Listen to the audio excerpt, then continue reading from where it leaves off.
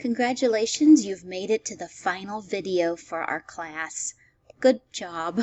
Good for you. I know there's been a lot of videos. I really wish we had been together for a face-to-face class, but I hope that we certainly tried to make the best of it this way. Okay, so I'm going to go over the final exam in this presentation. Please know at any point you can email me and ask questions if there's something you still need help with after you watch this video. Okay, so first thing is you need to read over the directions. So at this point, if you haven't done that, please exit out of this video and go into the directions, open them, and read through them, and then come back. That way, as I'm talking about this, it will feel familiar, and you might already have questions written down, and hopefully as I go through this, I will answer them for you. So please make sure you've read the directions before you go any farther. Now, I put a chart in here, and it's not something that you have to turn in, which then I know makes it optional, and I'm worried you won't do it, but I really hope that you do, because I think it will help you to organize all of your ideas. Remember, we're looking at Slater's guiding questions for the entire book. I've listed here all the chapters you've read, as well as the psychologist that the chapter focused on, and that last box is what you need to fill out. How did this chapter answer the guiding question? You've done this work, so all really you need to do is kind of pull from your QQMS, pull your thesis statement from your QQMS into all of these boxes, because you want everything in one place so that you can then do the exam. So again, super helpful to do this. I would recommend that you do. It's a way to study and organize your thinking and your ideas before you write your exam. Okay, now there's two parts to the exam. Part one is who are we, right? You're going to answer that question. So let's look at the directions. It says, so what can you conclude? Who are we? What makes us human? Are we truly the authors of our own lives? What does it mean to be moral? What does it mean to be free? You recognize those. We've been working on them all course long. So I want you to answer the questions.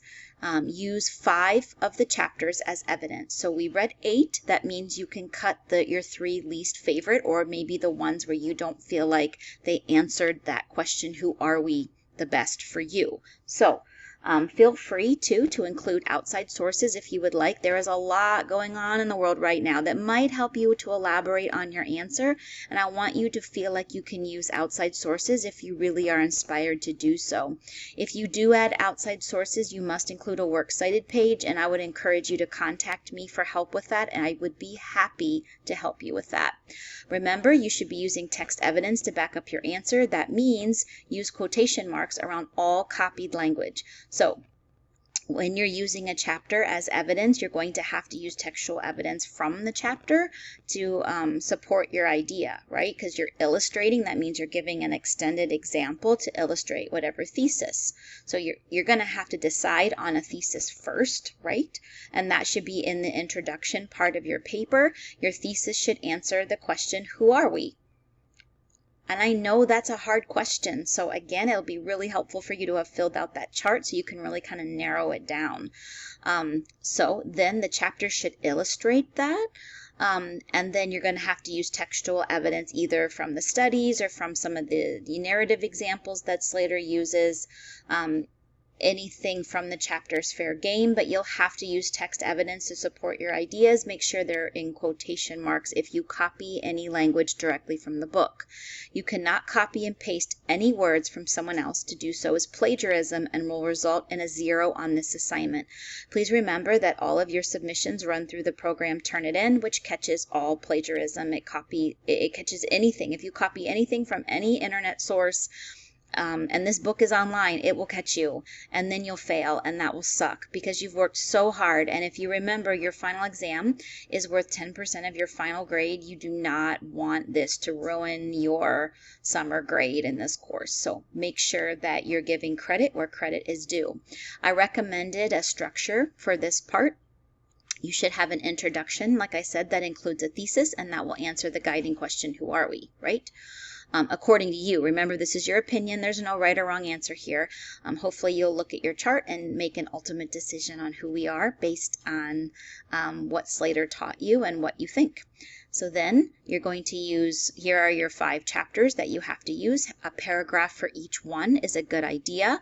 So the first chapter, and you don't have to use them in order. So it's not like if you're going to use Skinner, you have to use him first. You don't have to. So think about how you want to set it up and use 5 different chapters as extended examples to illustrate your thesis. And then there's this is optional, this paragraph here. If you want to use outside sources, you certainly can, and I want to encourage you to do that, but it's optional, it's not required. So if you choose not to, you just won't have that paragraph. And then some kind of conclusion that again reiterates who we are. Okay, and that's part 1 of your paper. Then part 2 is who are you, right? So secondly, who are you? This part should be reflective. We've worked this whole semester on reflection. Remember, being metacognitive means we're thinking about our thinking, and according to almost all experts in the field of education, you learn in reflection. And that's why we've done so much reflecting throughout this semester. So this part's reflective, and that means you're looking past, you're looking present, and you're looking future, right? So look at some of these ideas here. You're going to set your paper up. Who are you? First, you're going to talk about your past. Who were you on June 15th, 2020? And that could be you exploring who you were as a student, a person, where you were in your life, why you chose to go to Normandale, what you expected the course to be like, what you needed help on, those sorts of things. So who were you when you came to me on June 15th, right? And then the present, what did you learn in this course? So I want you to explore all of these ideas up here. What did you learn about yourself? What did you learn about how to learn? What did you learn about being a scholar? College students are scholar. They're scholarly. They're curious. They look things up they don't know. They're very cognizant of what they understand and what they don't, and they advocate for themselves. What did you learn about being a good student? And what did you learn about psychology? Right? So all of those things are things we focused on this semester, and so this should be the largest part of your answer to part 2. This is like your introduction here, and this is the body of your paper, and it should be pretty detailed and involved. You can use text evidence from Teach Yourself How to Learn. You can use text evidence from Skinner's Box or any of the other files and readings that we read throughout the semester. And finally, your conclusion should be you looking forward to the future, who you'll be in the fall. In the fall, I'm predicting that you're going to be taking a lot of content level coursework at Normandale, and so how are you going to use everything that you learned this semester in your fall courses? And so you can see some of the guiding questions up here. Who do you hope to be in the fall? How will you use what you've learned to be a better student and a better person? Because again, you've learned a lot about psychology and you've learned a lot about studying. Okay, and that should cover part 2. So, some tips. First, don't plagiarize. That's the easiest way to fail. You will get a 0 on this assignment and we will not talk about it any further. So make sure you are not copying and pasting from any outside sources. You must either paraphrase, but also give credit to whatever authors you are citing. Next, ask for help if you need it. If you've written a section and you're worried about plagiarism, please feel free to set up a Zoom meeting with me so we can look at that part of your paper. I'd be happy to check for you.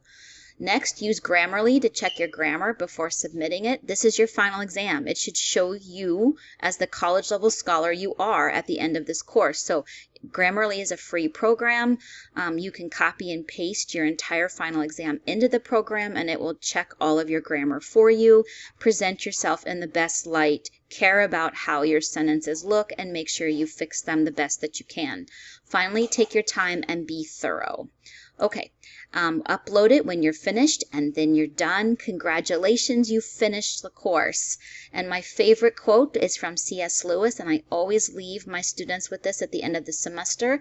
Remember, there are far, far better things ahead than any we leave behind. I wish you all the best. Please let me know how I can help and have a wonderful week.